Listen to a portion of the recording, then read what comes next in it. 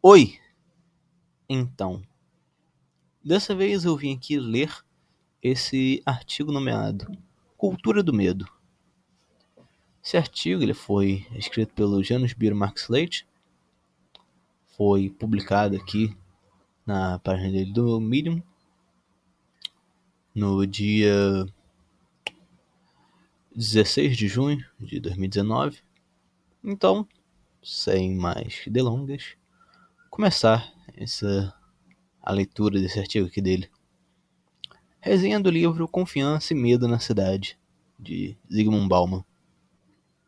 As áreas urbanas estão se reacomodando, segundo uma dinâmica estrutural em que a ação repressiva e as reivindicações comunitárias servem apenas para tornar mais suportável uma transformação que se processa fundamentalmente fora de qualquer controle. A insegurança sentida é uma ameaça que não é necessariamente real, mas é capaz de gerar efeitos sociais deletérios. O crescente interesse por segurança é por si só um sintoma da cultura do medo. Por isso, a insegurança moderna não deriva da perda de segurança, mas de uma incômoda ausência de sensação de segurança. O medo do crime, por exemplo, causa a sensação de que falta segurança, mas esta insegurança seria inerente à sociedade individualizada, que substituiu as comunidades pelo dever individual de cuidar de si próprio e de fazer por si mesmo. Depois da supervalorização do indivíduo, temos a fragilidade e a vulnerabilidade do mesmo indivíduo, agora desprovido da proteção que os antigos vínculos que lhe garantiam. Cresceu o medo de ser inadequado. O Estado moderno foi obrigado a tecer de novo a rede de proteção que a Revolução Moderna havia destruído. No Estado social, havia mais preocupação com a proteção do que com a redistribuição de riqueza. A origem dos medos modernos seria a desregulamentação do controle estatal.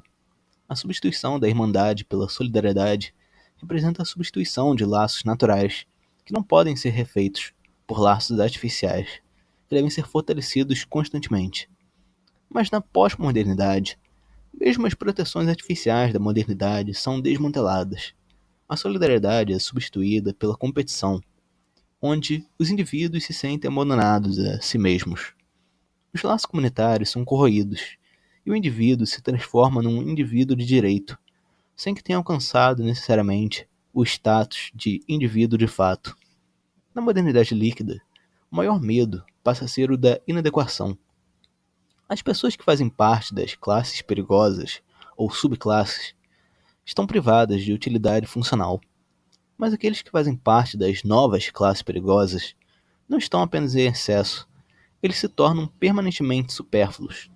Não é a simples falta de espaço para acomodá-los, mas só falta de atratividade para a cidade. Esses indivíduos não são apenas temporariamente excluídos ou imprestáveis, são não assimiláveis. Mesmo reabilitados, eles não despertariam o interesse de uma sociedade que não precisa deles. Esta é uma consequência da decomposição do estado social. Neste sentido, o termo desempregado adquire um novo significado. Ao invés de representar uma situação passageira e irremediável, ou um desvio da regra, ela representa uma condição de superfluidade que condena o indivíduo à inatividade econômica permanente. Esta exclusão definitiva do trabalho é o resultado do progresso econômico, que investe em meios de realizar mais com menos força de trabalho e a custos menores. Enfim, se o trabalhador não se torna indispensável, ele não será visto como alguém que contribui para a vida social. A diferença entre os supérfluos e os criminosos diminui. Os criminosos também não são mais vistos como pessoas que precisam ser reabilitadas para a vida social ou socialmente recicladas, mas indivíduos que precisam ser impedidos de criar problemas e mantidos à distância da comunidade respeitosa das leis. Trata-se de uma distância social e econômica. O dejeto da nova extraterritorialidade são as zonas fantasmas, ou espaços marginais, fora do alcance da visão e também da possibilidade de vida social. Os vínculos entre dois mundos de vida, Lebenswelt, se rompem. O primeiro tem acesso às redes globais, e o segundo está condenado às redes locais, fragmentárias, tendo que confiar na própria identidade, permanecendo territorialmente circunscrito. Os outros podem permanecer temporariamente num determinado local, mas jamais pertencem a algum lugar específico. Aí que no caso tem uma nota que se referindo aqui nesse sentido. É interessante uma cena do filme Amor Sem Escalas, Up in the Air, onde o personagem, que acumulou 10 milhões de milhas em viagem de avião, ao ser perguntado de onde você é, responde simplesmente daqui, ou seja, de lugar nenhum. Única nota aí no meio do artigo. Agora, voltar à leitura dele. A única coisa que querem da cidade é paz e liberdade, para se dedicar a seus interesses flutuantes. A gente da cidade não se identifica com a terra que alimenta, com a fonte de sua riqueza. Não se interessam, portanto, pela cidade. Ela não passa de um lugar insignificante em comparação com o cyberespaço, que é a sua verdadeira morada. De acordo com esse raciocínio, a única esperança para quem está fora das redes globais seriam as questões locais. Mas há uma estreita interação entre expressões globalizantes e o modo como as identidades locais são negociadas, modeladas e remodeladas. Global e local coexistem, pois as localidades são construções dinâmicas. Esses aspectos só são separados por razões de clareza. Os poderes reais que criam as condições nas quais todos nós atuamos flutuam no espaço global, enquanto as instituições políticas permanecem, de certo modo, em terra, são locais. Há uma falta de política no cyberespaço extraterritorial, que é o campo do jogo de poder, enquanto a política tende a permanecer local. As questões locais parecem ser as únicas, tangíveis. Tendemos a considerar que nada pode ser feito pelas questões supralocais. As situações que se originam no plano global só se tornam políticas no plano local. A crise mental, a comercialização da saúde e mesmo o terrorismo, para citar alguns exemplos, só se tornam questões políticas quando algo acontece nas proximidades da cidade. As cidades se transformaram em depósitos de problemas causados pela globalização. Com a tarefa de resolver localmente esses problemas globais, as pessoas sem defesa diante do vórtice global são também mais fracas na hora de decidir sobre os sentidos e as identidades locais. O caos do espaço de fluxos acaba indo para algum local vizinho, cercando a comunidade de perigos. A polícia local está sobrecarregada e inoperante. A própria globalização tornou inadequados os meios para lidar com seus problemas.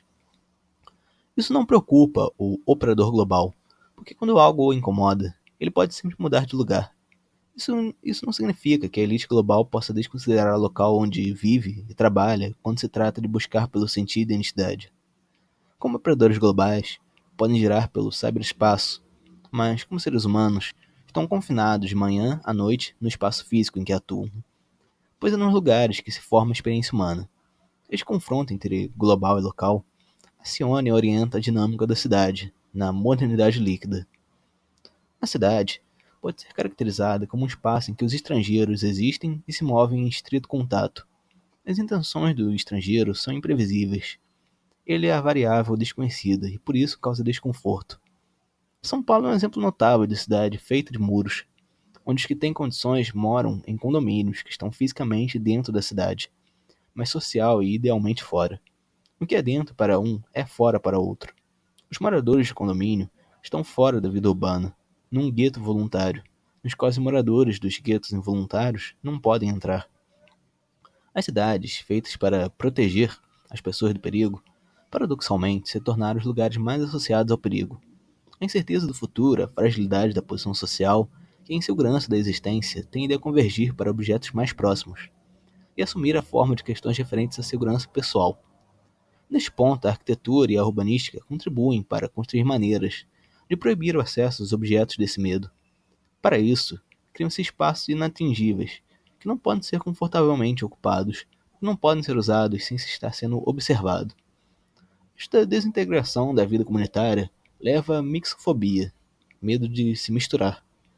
A mixofobia é o impulso de se isolar em ilhas de identidade e de semelhança. Isso também significaria medo de sofrer. A comunidade de iguais gera uma sensação de segurança, semelhante a de uma apólice de seguro. Quanto mais ineficaz, mais ela se reforça. A vivência dessas comunidades isoladas destrói a convivência, mas a experiência urbana é ambivalente. Ela atrai e afasta os mesmos aspectos. Sua variedade desorientada é a fonte do medo, e também do seu poder de sedução. Assim, a cidade induz tanto a mixofobia quanto a mixofilia. Essas tendências existem não apenas em cada cidade, mas em cada cidadão. A arte de extrair benefícios da variedade é a sua mais importante habilidade. Os arquitetos e planejadores urbanos poderiam contribuir com o aumento da mixofilia ao invés da mixofobia. Condomínios fechados não são a solução, mas uma das causas do problema. Seria preciso a difusão de espaços públicos abertos, convidativos, acolhedores, que todo tipo de cidadão teria vontade de frequentar assiduamente e compartilhar voluntariamente e de bom grado. O ideal seria permitir a fusão de horizontes, pois a experiência compartilhada depende do espaço compartilhado. Então, é isso. Esse foi o artigo do Janus Pedro Marques Leite, código do Kawai, TikTok na descrição, link desse artigo na descrição. Espero que todos tenham gostado da leitura desse artigo e até mais.